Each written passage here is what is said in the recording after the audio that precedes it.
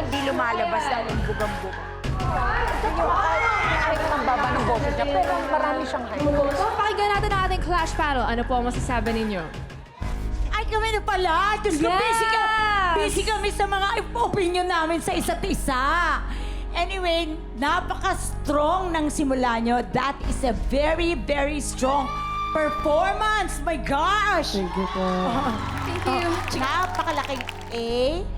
A as in A Pasig River. Yes. Magaling, magaling. Go.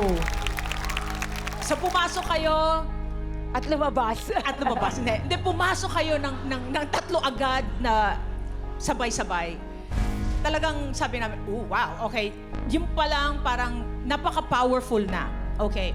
Now, parang dun sa kabuuan ng performance nyo, parang sinabi nyo nga yung characteristic ng river. Kasi yung river, you know, it could be really strong, di ba? It could be really powerful.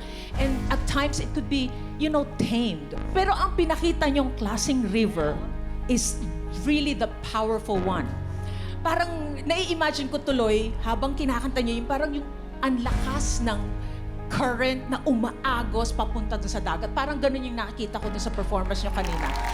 Yun lang, iiklian ko lang, Goya L. Actually, based on yung current pa lang, the idea of a river, sinakyan nyo talaga yung groove ng bass, yung groove ng drums.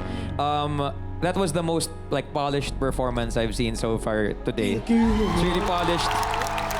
At this point, I think at this point, para kanyari kayong tatlo, you guys can like, bago kayo umuwi, pwede kayo dumaan sa recording studio, mag-record na kayo ng kanta. Pwede nyo ilabas.